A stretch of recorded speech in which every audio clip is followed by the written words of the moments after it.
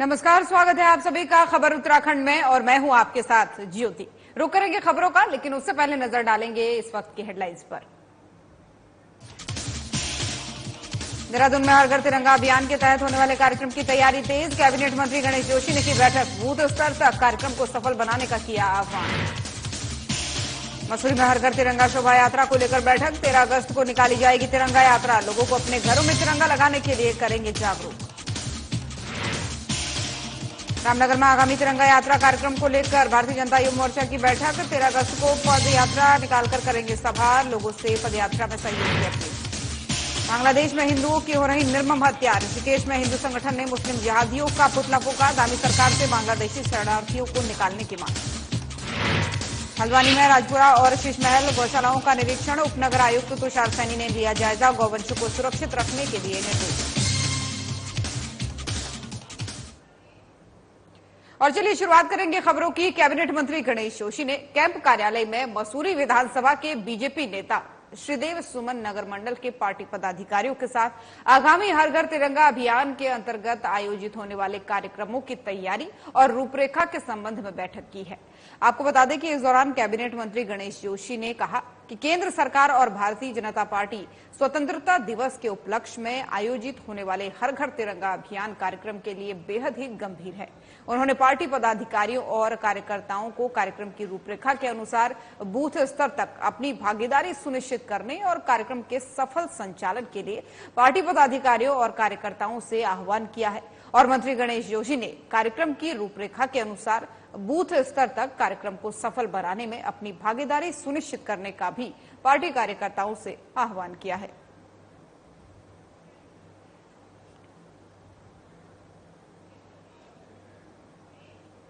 और भारतीय जनता पार्टी मसूरी मंडल की तरफ से हर घर तिरंगा शोभा यात्रा को लेकर एक बैठक का आयोजन किया गया है, जिसमें निर्णय लिया गया है कि 13 अगस्त को तिरंगा यात्रा का आयोजन किया जाएगा, जो टिहरी बस स्टैंड से लाइब्रेरी गांधी चौक तक जाएगी। और साथ ही शोभा यात्रा के दौरान लोगों को स्वतंत्रता दिवस के अवसर पर अपने घरों में तिरंगा लगाने के लिए जागरूक भी किया जाएगा।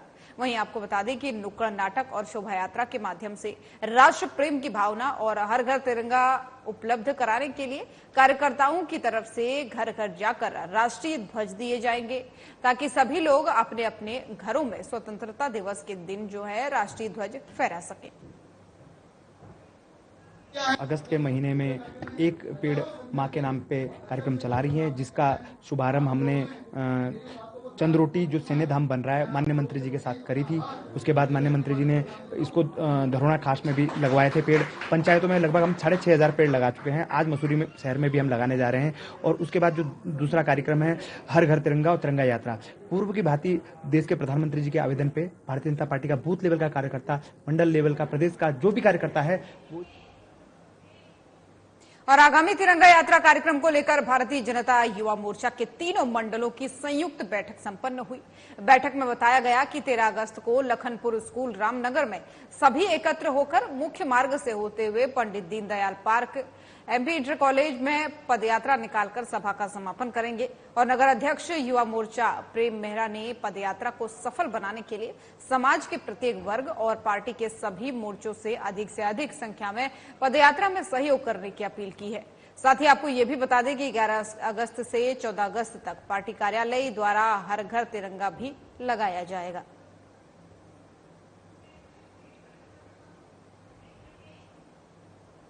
और यहां पर रुकेंगे एक छोटे से ब्रेक के लिए, जल्द हाजिर होंगे।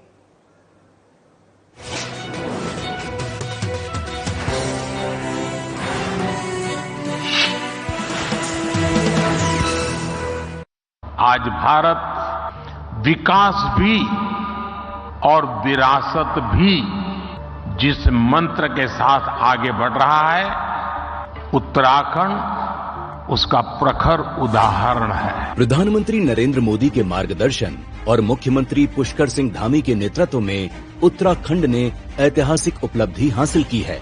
साल 2023-24 के एसडीजी इंडेक्स में उत्तराखंड ने देश में प्रथम स्थान प्राप्त किया है। संयुक्त राष्ट्र ने धरती पर बेहतर जीवन, संसाधनों के सतत उपयोग और मानव कल्याण के लिए सतत विकास के 17 लक्ष्य तय किए हैं। इन्हीं लक्ष्यों की कसौटी पर उत्तराखंड का शानदार प्रदर्शन जारी है।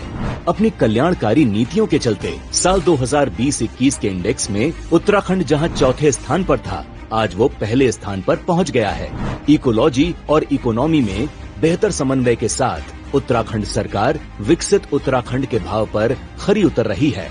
इसी का परिणाम है कि क्लीन एनर्जी, स्वच्छ पेयजल की उपलब्धता और पर्यावरण संरक्षण में किए गए कामों को नीति आयोग ने जमकर सराहा है।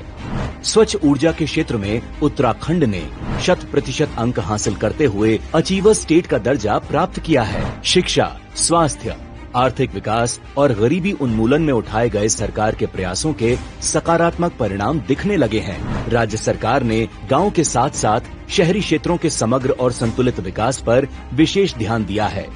उद्योगों और नवाचार के क्षेत्र में रोजगार के बेहतर मौके सृजित किए जा रहे हैं। बेहतर आर्थिक नीति, सफल इन्वेस्टर समिट, सेतु का गठन, इंफ्रास्ट्रक्चर का विस्तार, नई टूरिज्म पॉलिसी जैसे दूरदर्शी कदमों के सहारे उत्तराखंड समृद्धि की तरफ तेजी से आगे बढ़ रहा है। सतत विकास में नंबर 1 उत्तराखंड, सशक्त उत्तराखंड, समृद्ध उत्तराखंड।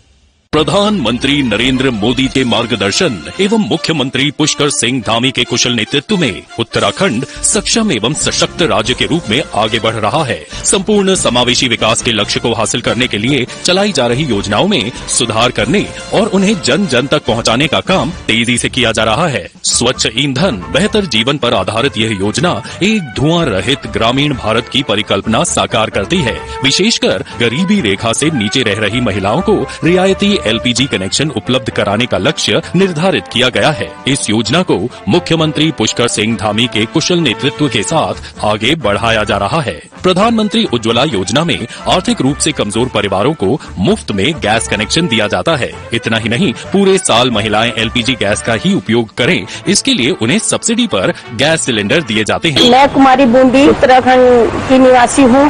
तो उज्ज्वला के अंतर्गत फ्री में गैस मिला है, जिससे मुझे खाना बनाने में आसानी हो गई है। धुएं के कारण आंखों से परेशानी होती थी आंखों में।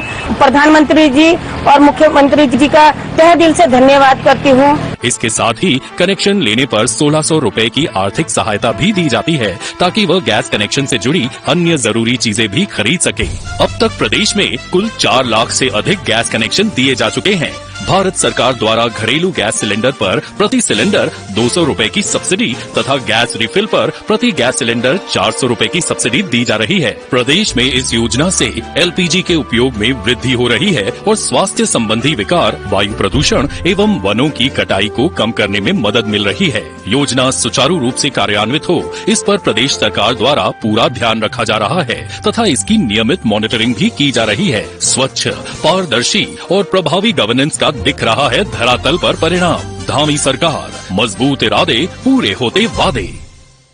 आज भारत विकास भी और विरासत भी जिस मंत्र के साथ आगे बढ़ रहा है, उत्तराखंड उसका प्रखर उदाहरण है। प्रधानमंत्री नरेंद्र मोदी के मार्गदर्शन और मुख्यमंत्री पुष्कर सिंह धामी के नेतृत्व में उत्तराखंड ने ऐतिहासिक उपलब्धि हासिल की है। साल 2023-24 के SDG इंडेक्स में उत्तराखंड ने देश में प्रथम स्थान प्राप्त किया है। संयुक्त राष्ट्र ने धरती पर बेहतर जीवन, संसाधनों के सतत उपयोग और मानव कल्याण के लिए सतत विकास के 17 लक्ष्य तय किए हैं। इन्हीं लक्ष्यों की कसौटी पर उत्तराखंड का शानदार प्रदर्शन जारी है। अपनी कल्याणकारी नीतियों के चलते साल 2020-21 के इंडेक्स में उत्तराखंड जहां चौथे स्थान पर था, आज वो पहले स्थान पर पहुंच गया है। इकोलॉजी और इकोनॉमी में बेहतर समन्वय के साथ उत्तराखंड सरकार विकसित उत्तराखंड के भाव पर खरी उतर रही है। इसी का परिणाम है कि क्लीन एनर्जी, स्वच्छ पेयजल की उपलब्धता और पर्यावरण संरक्षण में किए गए कामों को नीति आयोग ने जमकर सराहा है। स्वच्छ ऊर्जा के क्षेत्र में उत्तराखंड ने 100% अंक हासिल करते हुए अचीवर स्टेट का दर्जा प्राप्त किया है। शिक्षा, स्वास्थ्य, आर्थिक विकास और गरीबी उन्मूलन में उठाए गए सरकार के प्रयासों के सकारात्मक परिणाम दिखने लगे हैं। राज्य सरकार ने गांव के साथ साथ शहरी क्षेत्रों के समग्र और संतुलित विकास पर विशेष ध्यान दिया है। उद्योगों और नवाचार के क्षेत्र में रोजगार के बेहतर मौके सृजित किए जा रहे हैं। बेहतर आर्थिक नीति, सफल इन्वेस्टर्स समिट, सेतु का गठन, इंफ्रास्ट्रक्चर का विस्तार, नई टूरिज्म पॉलिसी जैसे दूरदर्शी कदमों के सहारे उत्तराखंड समृद्धि की तरफ तेजी से आगे बढ़ रहा है। सतत विकास में नंबर 1 उत्तराखंड, सशक्त उत्तराखंड, समृद्ध उत्तराखंड।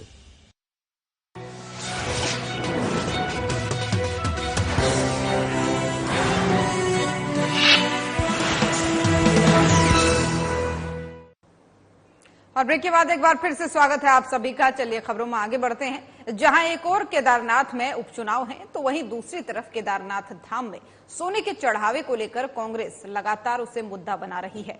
हल्द्वानी विधायक सुमित हृदयेश ने कहा कि अगर वास्तव में केदारनाथ धाम से सोना चोरी नहीं हुआ है तो बीजेपी वाले शंकराचार्य के बयान का खंडन क्यों नहीं कर रहे, आखिर जांच क्यों नहीं हो रही है। वहीं मंडी परिषद के अध्यक्ष बीजेपी नेता अनिल कपूर डब्बू का कहना है कि कांग्रेस झूठ के सहारे राजनीति कर रही है।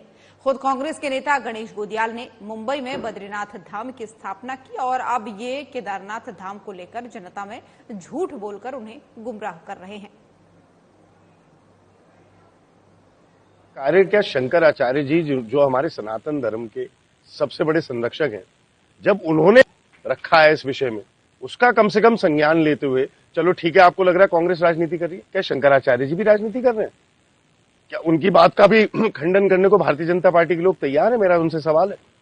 उन्होंने भी जब इस विषय को उठाया, उन्होंने भी कहा है कि इसमें जांच होनी चाहिए, तो जांच से क्यों बच रही है भारतीय जनता पार्टी? हम भी तो ये कह रहे हैं कि जांच करवा दीजिए। कांग्रेस की आज हालत झूठ के आधार पर होगी, भागो भागो का और कुछ नहीं हुआ। कुछ इनके बाद तथ्य होते हैं तो कुछ होता। इनके गणेश गोदियाल ने वहां बॉम्बे में बद्रीनाथ धाम की स्थापना की, ये तो क्या है कि बहुत हताश और निराश है विपक्ष। उनको लगता था तीसरी बार मोदी जी आएंगे, सब इकट्ठे हो गए, तब भी कांग्रेस सैकड़ा पार नहीं कर पाई। तो कुल मिलाकर बहुत है। और उत्तराखंड में दूसरी बार लगातार सरकार आई, धामी जी के नेतृत्व में लगातार। राष्ट्रीय हिंदू संगठन और गंगा सेवा रक्षा दल के संयुक्त नेतृत्व में स्वयं सेवकों की तरफ से आईडीपीएल हरिद्वार मार्ग पर बांग्लादेश में हिंदुओं की हो रही निर्मम हत्या, मंदिरों में तोड़फोड़, हिंदू संगठनों में हिंसा के खिलाफ रोष व्याप्त होने पर बांग्लादेश के मुस्लिम जिहादियों का पुतला दहन किया गया है।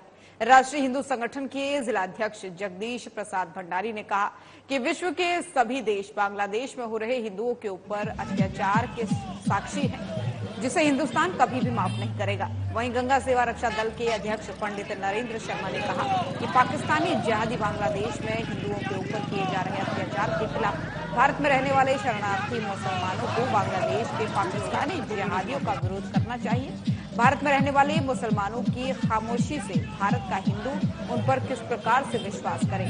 उत्तराखंड सरकार बांग्लादेशी शरणार्थियों को चिन्हित करके शीघ्र उत्तराखंड से बाहर निकालने का काम करे।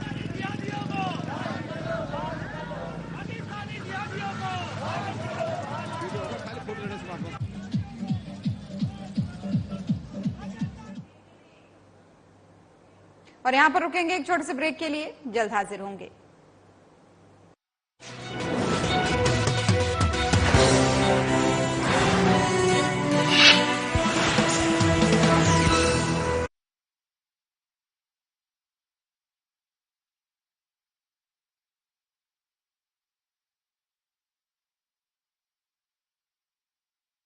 आज भारत विकास भी और विरासत भी जिस मंत्र के साथ आगे बढ़ रहा है, उत्तराखंड उसका प्रखर उदाहरण है। प्रधानमंत्री नरेंद्र मोदी के मार्गदर्शन और मुख्यमंत्री पुष्कर सिंह धामी के नेतृत्व में उत्तराखंड ने ऐतिहासिक उपलब्धि हासिल की है। साल 2023-24 के एसडीजी इंडेक्स में उत्तराखंड ने देश में प्रथम स्थान प्राप्त किया है। संयुक्त राष्ट्र ने धरती पर बेहतर जीवन, संसाधनों के सतत उपयोग और मानव कल्याण के लिए सतत विकास के 17 लक्ष्य तय किए हैं।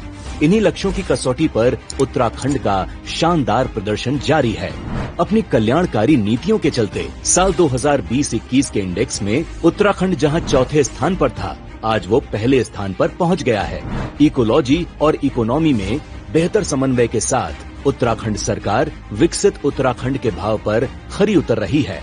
इसी का परिणाम है कि क्लीन एनर्जी, स्वच्छ पेयजल की उपलब्धता और पर्यावरण संरक्षण में किए गए कामों को नीति आयोग ने जमकर सराहा है। स्वच्छ ऊर्जा के क्षेत्र में उत्तराखंड ने 100% अंक हासिल करते हुए अचीवर स्टेट का दर्जा प्राप्त किया है। शिक्षा, स्वास्थ्य, आर्थिक विकास और गरीबी उन्मूलन में उठाए गए सरकार के प्रयासों के सकारात्मक परिणाम दिखने लगे हैं। राज्य सरकार ने गांव के साथ साथ शहरी क्षेत्रों के समग्र और संतुलित विकास पर विशेष ध्यान दिया है। उद्योगों और नवाचार के क्षेत्र में रोजगार के बेहतर मौके सृजित किए जा रहे हैं। बेहतर आर्थिक नीति, सफल इन्वेस्टर समिट, सेतु का गठन, इंफ्रास्ट्रक्चर का विस्तार, नई टूरिज्म पॉलिसी जैसे दूरदर्शी कदमों के सहारे उत्तराखंड समृद्धि की तरफ तेजी से आगे बढ़ रहा है। सतत विकास में नंबर 1 उत्तराखंड, सशक्त उत्तराखंड, समृद्ध उत्तराखंड।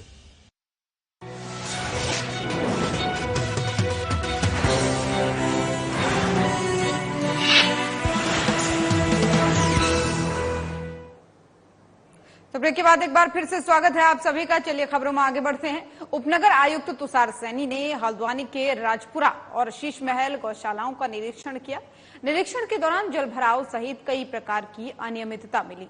गौशाला संचालित करने वाली संस्था का कहना है कि वो जलभराव सहित अन्य समस्याओं के निराकरण के लिए कार्य कर रहे हैं। वहीं उपनगर आयुक्त ने गौवंशों को सुरक्षित रखने के लिए बेहतर व्यवस्था बनाए जाने के निर्देश दिए हैं। इसके अलावा नगर निगम के अधिकारियों को फॉगिंग छिड़काव और एंटी लार्वा सहित कीटनाशक के छिड़काव के निर्देश दिए गए और जल्द से जल्द जल निकासी के लिए नाली बनाकर व्यवस्था सुधारने के लिए भी कहा गया है। फटाफट चलना। ये बात सही है कि थोड़ा जलभराव हुआ है, पर इसमें हमारा आज ही जो है वो हम इसमें मिट्टी से पटान का कार्य शुरू करा दिया जाएगा। और बीमारियों का जो आपने सवाल किया, उसमें हमने जो भी जलभराव हुआ है यहाँ पे एंटी लार्वा का छिड़काव और फॉगिंग की व्यवस्थाएं हमने लगातार यहाँ पे कराई हैं। तो नगरपालिका सभागार मसूरी में सूचना अधिकार अधिनियम को लेकर गोष्ठी का आयोजन किया गया, जिसमें गढ़वाल सूचना आयुक्त योगेश भट्ट ने कार्यक्रम का दीप प्रज्वलित करके उद्घाटन किया। इस मौके पर वहां मौजूद लोगों ने सूचना आयुक्त से सूचना अधिकार अधिनियम से जुड़े विभिन्न पहलुओं पर जानकारी भी हासिल की। आपको बता दें कि सूचना आयुक्त योगेश भट्ट ने सूचना का अधिकार अधिनियम के अंतर्गत विभिन्न जानकारियां दी और बताया कि सूचना के अधिकार से आम लोगों को कई जानकारियां हासिल हुई हैं, लेकिन कुछ लोगों की तरफ से इसका दुरुपयोग भी किया जा रहा है। इसके लिए इसमें संशोधन की जरूरत है। तो मसूरी से यह खबर आपको बता रहे हैं, जहां पर लोगों को सूचना आयोग यानी सूचना का जो अधिकार होता है, सूचना आयुक्त की तरफ से उन मांगों की और उन नियमों की जानकारी यहां पर दी गई। सूचना अधिकार अधिनियम को लेकर के एक गोष्ठी का आयोजन यहां पर किया गया था मसूरी में, और इसी दौरान जो है सूचना अधिकार के जो आयुक्त हैं, सूचना आयुक्त योगेश भट्ट, उन्होंने यहां पर इस कार्यक्रम में तमाम सारी जानकारियां लोगों को साझा की। और मुख्यमंत्री कार्यालय में वरिष्ठ निजी सचिव के पद पर तैनात और लोक गायक भूपेंद्र बसेड़ा अपने गीतों से श्रोताओं को मंत्रमुग्ध कर देते हैं। भूपेंद्र बसेड़ा ने अब हर घर तिरंगा गीत गाया है, जिसके बोल हैं, लहराएंगे हर घर में अपना तिरंगा शान से, लहराएंगे घर घर में हम पूरे अभियान से, भारत मां की आन तिरंगा, हम सबकी जान है तिरंगा। गीत के माध्यम से आगामी दिनों में अपने अपने घरों में तिरंगा फहराकर हर घर तिरंगा अभियान को सफल बनाने का अनुरोध किया गया है। उनका ये गीत जो है सोशल मीडिया पर काफी लोकप्रिय हो रहा है। भूपेंद्र बसेड़ा के देशभक्ति गीत को श्रोता खूब पसंद करके गुनगुना रहे हैं। आइए अब आपको भी सुनाते हैं भूपेंद्र बसेड़ा का ये गीत।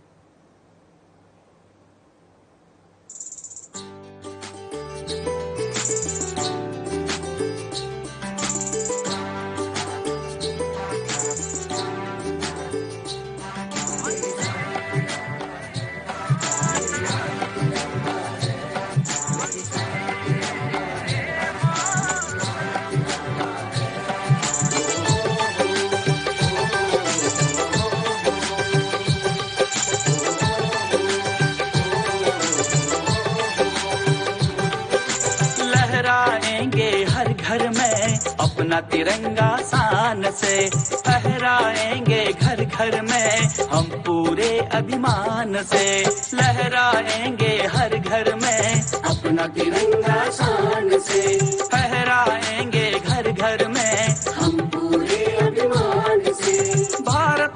की आन तिरंगा, हम सब की है जान तिरंगा। भारत माँ की आन तिरंगा, हम सब की है जान तिरंगा। दिल से है सम्मान रे, दिल से है सम्मान रे, दिल से है सम्मान रे, दिल से है सम्मान रे।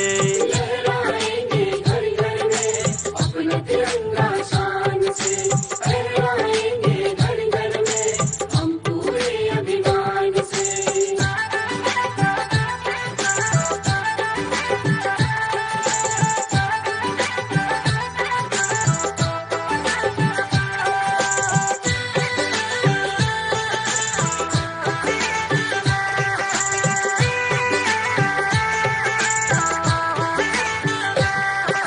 मान न होने देंगे कम जब तक तन में जान है, लहर लहर लहराएगा जब तक हम में प्राण है।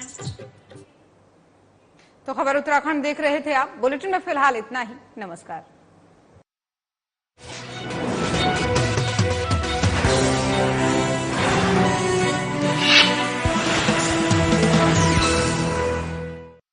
मंत्री नरेंद्र मोदी के मार्गदर्शन एवं मुख्यमंत्री पुष्कर सिंह